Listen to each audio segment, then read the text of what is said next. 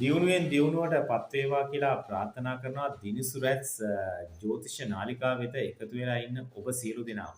මම අද කතා කරන්න බලාපොරොත්තු වෙන්නේ 2026 ජූලි මාසය මේ ග්‍රහ පීඨියම ඔබගේ ලග්නයට කොහොමද කියලා.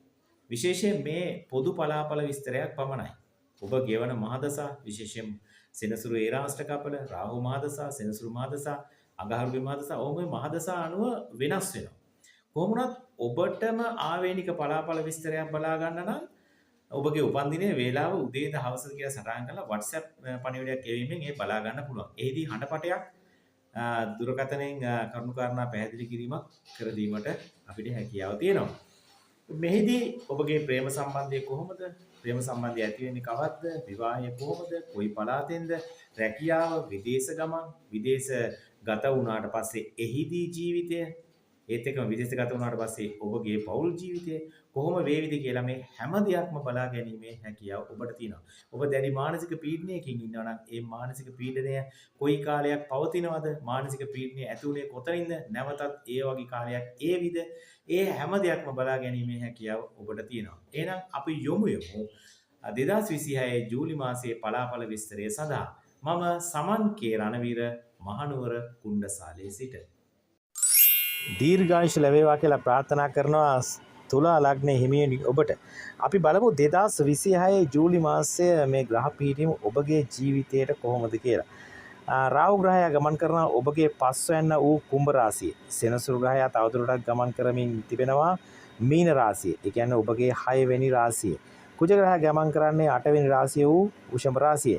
රවි බුධ දෙනා ගමන් කරන මිථුන රාශිය වූ 9 වෙනි රාශිය. බ්‍රහස්පති ගමන් කරන්නේ ඔබගේ 10 වෙනි රාශිය කටක රාශිය. ඒ වගේම තමයි සිකුරු කේතු දෙන්නා ගමන් කරනවා සිංහ රාශිය. මේමයි ග්‍රහ පීඨීම තුලා ලග්නයේට. මේ කාලයේ විශේෂයෙන්ම ලිපි ද්‍රව්‍ය සම්බන්ධයෙන් කරන කටයුතු රජයේ හෝ පෞද්ගලික අංශයක ලිපි ද්‍රව්‍ය සම්බන්ධයෙන් කටයුතු කරන අයට ඉතාම වාසිදායක තත්ත්වයක් උදා වෙනවා. උසස් වීම ලබා ගැනීමටත් හැකියාවක් තියෙනවා. වගේම සම්මුඛ පරීක්ෂණ වලට ඉදිරිපත් වෙනවා නම් ඒ සම්මුඛ පරීක්ෂණ වලින් ජයග්‍රහණ අත්කර ගැනීමේ හැකියාව පවතිනවා. ඔබ ගුරුවරයෙක් නම් උපදේශාත්මක සේවා කරන කෙනෙක් නම් ඒ කටයුතු ඉතාමත් සාර්ථකත්වයට පත්වීමට හැකියාව තිබෙනවා.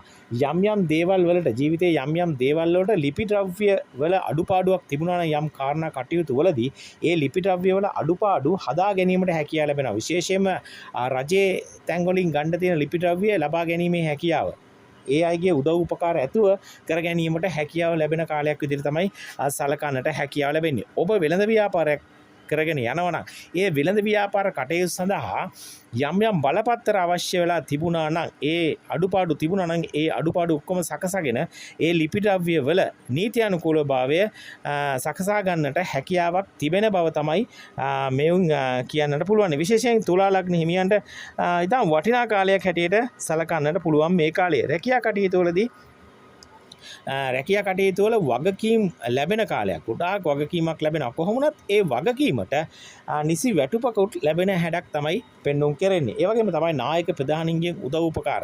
නායක ප්‍රධානීන්ගේ නිසි ඇගැයීමකට ලක් වෙන කාලයක් විදිහට තමයි සලකන්නට හැකියාව තිබෙන්නේ. කොහොමුණත් ඔබගේ සැලසුම් වලට වැඩ කටයුතු කිරීම ඉතාම වැදගත් වෙනවා. ඔබගේ සැලසුම් ඉතාම වටිනවා ඔබ කරන රැකියාව තුළ. කොහොමුණත් ඔබගේ සැලසුම් තමයි ඉදිරියට ක්‍රියාත්මක වීමට බොහෝ ඉඩකඩ තිබෙන්නේ. මේ කාලේ ඔබ යම්කිසි වැඩක නිරත වෙනවා නම් ඒ වැඩවලට කිසි කෙනෙකු ඇඟිලි ගහන්න එන්නේ නැහැ. ඒ වැඩේ ලස්සනටම කරගැනීමේ හැකියාව තියෙනවා. අන්න ඔය වගේ තත්ත්වයක් යටතේ තමයි මේ ග්‍රහ පීඨීම් පිහිටලා තියෙන්නේ තුලා ලග්න හිමියනි. ඒ වගේම තමයි විවිධ ක්‍රමවලින් සුළු මුදල් ලාභ ලැබීමටත් හේතුවක් වෙනවා. කොහොමුණත් ඒ ලැබීම් පරිසම් කරගන්නත් තරමක් අමාරු වෙනවා. මොකද විනෝදශීලී ස්වභාවය සැහැල්ලු ගතිය නිසා තරමක් වියදම් වීමටත් හේතු කාරණාවක් වෙනවා. ඒ වගේ තමයි තමන්ගේ රැකියාව තුළ වේවා ජීවිතේ කටයුතු වේවා ගොඩක් වෙලාවට අර සැලසුමේ ගොඩක් වෙලාවට මේ සැහැල්ලු ගතිය විනෝදකාමී ස්වභාවය නිසා වගකීම් යුතුයකම් කියන දේවල් පැහැර හැරෙන්නටත් ඉඩකඩ තිබෙනවා. ඒ වගේම තමයි යහළු මිත්‍රයන්ගේ උදව් උපකාර යහළු මිත්‍රයන්ට අනීසි විදියට උදව් උපකාර කරන්න ගිහිල්ලා ගොඩාක් වෙලාවටම නීති කටයුතු වලටත් ලක්වීමටත් ඉඩකඩ තිබෙනවා. කොහොමවත් කොහේ යන හරි ප්‍රශ්නයකට මැදිහත් වෙලා නීති කටයුතුත් වර්ධනය වෙන්නට ඉඩකඩ තිබෙනවා. ඒ වගේම අත්‍යවශ්‍ය නොවන දේවල් සඳහා වියදම් වීමටත් හේතු කාරණාවක් වෙනවා. අන්න ওই විදිහටත් කරුණු කාරණා කියන්නට පුළුවන් මේ තුලා ලග්න හිමියන්ට ගැන සුබ අසුබ දෙකම මිශ්‍ර වෙලා තමයි තියෙන්නේ. කොහොමද සුබවාදී පැතිකඩ වැඩි බව නිතර හිතන්නට ඕනේ. ප්‍රේම සම්බන්ධතා වලදී අදහස් සුවමාරු කර ගැනීමේදී ගැටලු විශේෂයෙන්ම හිතින් මවාගත්ත ප්‍රශ්න හිතින් මවාගත්තු දේවල් ඇදලා අරගෙන කතා කරන්න උත්සාහ කරනවා හැම වෙලාවෙම. ඒවා අනිත් පාර්ශවයට ඔබේ පෙම්වතාට හෝ පෙම්වතියට දරා ගැනීමට නොහැකි මට්ටමක් වෙනවා. කොහොමුණත් ඒ අවස්ථාවේදී බහිම්බස් වීම ඇති වෙනවා. ඇති වෙලා දුරස් වීමකට හේතු කාරණා පාදා ගන්න ස්වභාවයක් තමයි පෙනෙන්නට තිබෙන්නේ. කොහොමත් මේ ආවේගකාරී සිතුවිලි ඒත් එක්කම දැඩි මතධාරී ගතිය තියුණු වචන හුවමාරු තුලින් ගැටලු මතුවෙන්නට පුළුවන්. ඒ නිසා ඉවසීමෙන් ඊටාම වැඩ කටයුතු කර ගැනීම වැදගත් වෙනවා. ඉවසීම තමයි මෙතනදී වැදගත් වෙන්නේ. නැත්නම් මේ ඒවා ගොඩාක් වෙලාවට දුර දිග යෑමට හේතුවක් වෙනවා. දැඩි මානසික පීඩනයක් ලක් වෙන්නට පුළුවන්. විවාහ ජීවිතය තුලත් මේම තමයි. අදහස් සුමාරු කර ගැනීම තමයි ගැටලු මතුවෙන්නේ. ඒ නිසා මේ අබු සැමියන් අතර ගැටලු අපි හිතනාට වැඩිය දුරක් යන්නට ඉඩ කඩ තිබෙනවා. පොඩි ප්‍රශ්නයක් චූටි වචන හුවමාරුවකින් තමයි සිදුවන්නේ. නමුත් ඒවා හිතා ගන්නට බැරි විදියට දුරට යනවා. දැන් දරුවනුත් මේකට සම්බන්ධ වෙනවා. ඒවත් ඒම නිසාම පවුලේ දියුණුවට ගොඩක් අඩාල වෙන මට්ටමක් තමයි පෙන්눔 කරන්නේ. ඒ නිසා ඉවසීම කියන දේ තමයි අංක 1ටම තියාගන්නට සිදු වෙන්නේ. ඒ ඉවසීම මත හැම දෙයක්ම කරගැනීමේ හැකියාව තියෙනවා. ගොඩක් වෙලාට මේ විරසක වුණොත් ගොඩක් වෙලාට ඒවා දුරාට යන්න සිදු වෙනවා. ගොඩක් වෙලාට ඔබ මෙතෙක් කල් තියාගෙන හිටියේ ඔබේ පවුල තුල රැකගත්තා වූ ගෞරවය ඔබ දෙපළ රැකගත්තා වූ ගෞරවයටත් හානිදායක තත්වයක් මතුවෙනවා. ගොඩක් වෙලාට තුන්වෙනි පාර්ශවයේ එහෙම නැත්නම් ඔබගේ දෙමව්පියන් මේ බිරිඳගේ හරි සැමියාගේ හරි හැම එක්කෙනාගේම දෙමව්පියන් අතරටත් මේවා යනවා. දෙමව්පියන් අතරට ගිහිලා ගොඩාක් වෙලාට නම කැත වෙන ස්වභාවයක් තමයි පෙන්눔 කරන්නේ. බොහෝ විට ඉවසීම කියන එක හොඳටම තියා ගැනීම ඊටාම වැදගත් වෙනවා පෞල් ජීවිතය තුළ. ප්‍රේම සම්බන්ධතාවලදීත් එසේමයි. ප්‍රේම සම්බන්ධතා අලුතින් ඇතිවීමටත් ප්‍රේම සම්බන්ධතා වල හේතුවක් වෙනවා. අලුතෙන් ඇති වෙන ප්‍රේම සම්බන්ධතාවත් මේ ගැටුම් කියන්නේ මේ අදහස් සුවමාරු කර ගැනීමේදී තරමක් ප්‍රමාද වෙනවා දෙදෙනා අතර මේ අදහස් සුවමාරු කරන්න. ඒ කියන්නේ එක අදහසකට ඇවිල්ලා කටයුතු කරන්න ගැටලුවක් වෙනවා. ප්‍රමාදයක් පෙන්눔 කරනවා අලුත් ප්‍රේම සම්බන්ධතාවලදී. අධ්‍යාපන කටයුතු වලදී තරමක ගැටලුකාරී ස්වභාවයක් මතුවෙනවා. මොකද නොසන්සුන්කාරී ස්වභාවය හිත එක අරමුණක තබාගෙන කටයුතු කිරීමට නොහැකි තත්ත්වය. ඒ වගේම තමයි පැටලුණු ස්වභාවය. තීන්දුව తీරන ගන්නකොට අධ්‍යාපන කටයුතු වලදී තරමක් ගැටලු මතුවෙන ඉඩකඩ තිබෙනවා. නමුත් ඒවා ක්‍රමානුකූලව හදාගෙන යෑමේ හැකියාව තිබෙනවා. ඔබ විදේශ භාෂාවක් ඉගෙන ගන්නට උත්සාහ දරනවා නම් විදේශ රටක භාෂාවක් ඉගෙන ගන්න හදනවා නම් ඒ කටයුතු සාර්ථක කර ගැනීමේ හැකියාව තියෙනවා. විශේෂයෙන්ම ඒ ඉගෙන ගන්නා භාෂා ශෛලිය වෙනත් රටකට යෑමට සහ වෙන රටක පදිංචියක් ලබා ගැනීමට රැකියාවක් ලබා ගැනීමට ඉතාමත් පිටුවහලක් වන බව ඔබ හොඳට මතක තියාගන්නට ඕනේ. ඒ වගේම තමයි විදේශ සංචාර සඳහා තිබුණා වූ අඩුපාඩු හදා ගැනීමේ හැකියාව. ලිපිඩව්වේ වල අඩුපාඩුවක් තිබුණා නම් ඒ අඩුපාඩු හදා ගැනීමේ හැකියාව විදේශ ගමන් නම් තරමක් ප්‍රමාද වීමට හේතුවක් වෙනවා.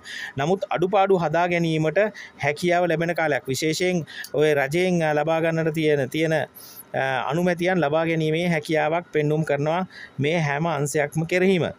ඒ වගේම තමයි කුෂිකාර්මික කටයුතු කරනවා නම් ඒ වගේ යහපත් බවක් පෙන්눔 කරනවා. කොහොමුණත් යම් අවස්ථාවලදී යම් බිඳවැටීම් සිද්ධ වෙනවා.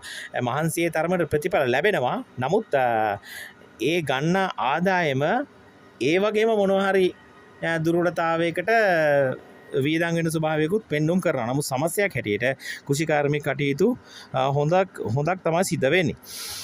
ඒ වගේම තමයි මේ අධ්‍යාපන කටයුතු ගැන මේ කතා කරොත් තවදුරටත් ස්වයං රැකියාවක් මොනවා හරි ඉගෙන ගන්න බලාපොරොත්තු වෙමින් ඉන්නවා නම් ඒ ස්වයං රැකියා කටයුතු ඉදිරි අනාගතය සඳහා හොඳටම වටිනාකමක් පෙන්눔 කරනවා. විශේෂයෙන්ම මේ පිට රටක් ඉලක්ක කරගෙන විදේශී රටක් ඉලක්ක කරගෙන කරන වැඩ කටයුතු ඒ පුරුදු පුහුණු වීම ඉතාම වාසිදායක තත්ත්වයක් පෙන්눔 කරනවා මේ කාලේ.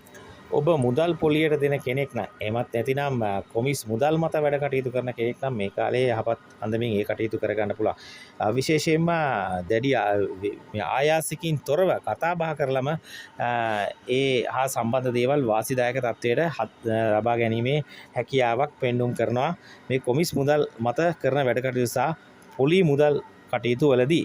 විශේෂයෙන් මේ කාලේ ඔබ උපදේශාත්මක සේවා කරන කෙනෙක් නම් එහෙම නැත්නම් නවීන තාක්ෂණය ඔස්සේ ධනාත්මක සිතුවිලි වර්ධනය කරන ක්‍රමවේද කියලා දෙන කෙනෙක් නම් ඊටමත් යහපත් ප්‍රතිඵල අත් කරගන්න පුළුවන්. ඔබ ඊටම ජනප්‍රිය පුද්ගලයෙක් බවට පත් වෙනට බොහෝ ඉඩකඩ තිබෙනවා. ඔබගේ නිර්මාණශීලීත්වයේ සහජ දක්ෂතා තුලින් ඉදිරියට යෑමේ හැකියාවක් වඩාත් පෙන්눔 කරනවා මේ කාලේ. ඔබ නවීන තාක්ෂණය බෙහෙවින්ම උපයෝගී කරගන්නවා නම් තමයි වැදගත් වෙන්නේ. සමාජ මාධ්‍ය තුල යම් ක්‍රියාකාරිකයෙක් නම් ඔබගේ කටයුතු ඉහළින්ම පිළිගන්නට මිනිස්සු සමත් වෙනවා. ඒ නිසා වැඩියෙන් ඒ සඳහා යොමු වීම ඊටම වැදගත් වෙනවා. සංචාරක ශාස්ත්‍රයේ ආශ්‍රිත කටයුතු, විදේශීය වෙළඳපොළක් ඉලක්ක කරගෙන කරන කටයුතු, සංචාරක ශාස්ත්‍රයට, හෝටල් කර්මාන්තයට වක්‍රාකාරයෙන් හෝ සහායක් දක්වනවා නම්, ඒ හා සම්බන්ධ දෙයක් කරනවා නම් ඊටමත් වැදගත් මේ කාලේ. ඒ මුදල් වැඩියෙන් ලබා ගැනීමේ හැකියාව තියෙනවා. අලුත් ක්‍රමවේදයන් ඔස්සේ මුදල් ලබා ගැනීමේ ක්‍රම තියෙනවා. ඉතින් ඒ නිසා කොහොම වුණත් වැදගත් කාලයක් විදිහට තමයි සලකන්න පුළුවන් තුලා ලග්න හිමියන් වන ඔබට. ඒ වගේම තමයි ඔබ අසනීප තත්ත්වයන් ගත්තාම බඩ යටි බඩ ආසි දැඩි වේලි ස්වභාවයක් තමයි පෙන්눔 කරන්නේ. ඒ වගේම තමයි ඔබ උස් ස්ථානවල වැඩ කටයුතු කරනවා නම්, අවදානම් ස්ථානවල වැඩ කටයුතු කරනවා නම්, විදුලිය, ගින්දර, රිය පදවන කෙනෙක් නම් බොහොම ප්‍රවේශමට මේ කාලය මේ රිය පැදවීම සහ ඒ කටයුතු වල යෙදීම වැදගත් වෙනවා. මොකද මේ හදිසි අනතුරු, ලේ සෙලවීම වැනි තත්ත්වයන් ඇති වෙන්නට බොහෝ ඉඩකඩ තිබෙනවා. මොකද ඔබගේ විනෝදශීලී ස්වභාවයත් එක්කම ඔබගේ වේගය පාලනය කර ගැනීමට නොහැකි තත්ත්වයන් ඇතිවීමට ඉඩකඩ වැඩි බව ඔබ නිතර හිතට ගන්නට ඕනේ. කොහොමුණත් මේ දුර්වලතයන් මගහරවා ගන්න සුවිශේෂ වූ මාසයක් විදිහට සලකන්න පුළුවන් තුලා ලග්න හිමියනි ඔබට.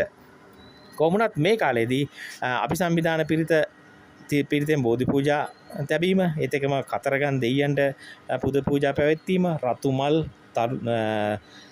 රතු තිරරෙදි පූජා කිරීම, ඊට පස්සේ මරණයට කැපූ ගවයන් බේරා ගැනීම සඳහා, නිදහස් කර ගැනීම සඳහා අවශ්‍ය ප්‍රතිපාදන සැකසීම, ඒ සඳහා උදව් කිරීම, ලේ දන් දීම, ඒ වගේ දේවල් වලින් මේ අපල උපද්‍රවයන් අඩු කර ගැනීමේ හැකියාව තියෙනවා. මම ඉස්සෙල්ලා සඳහන් කරා බඩ සහ යටි බඩ ආසි දැඩි වියලි ස්වභාවයක් පෙන්눔 කරනවා කියලා. මේකට තෙල් කෑම, උෂ්ණ කෑම හොඳ නැහැ. අර්ශස් වැනි රෝග තත්ත්වයන් තිබ්බොත් තරමක් වැඩි වෙන්නට හේතු කාරණා වෙනවා. එහෙනම් කොයිම වෙලාවකවත් අත්බෙහෙත් කරන්න යන්න එපා, කෙම් ක්‍රම කරන්න යන්න එපා. සුදුසුකන්ලත් වෛද්‍යවරයෙක්ගේ උපදෙස් මතම කටයුතු කරන්නට සිදු වෙනවා ඔබට. ඒ වගේම තමයි දැනටමත් ඖෂධ පාවිච්චි කරනවා නම් ඒවා නියමිත මාත්‍රාවෙන් නියමිත වේලාවට ගැනීම ඊටාම වැදගත් වෙනවා. මොකද හැමදාම ගන්න බෙහෙත පවා තරමක් විස වීමට හේතු කාරණාවක් මේකේ පෙන්වන නිසා.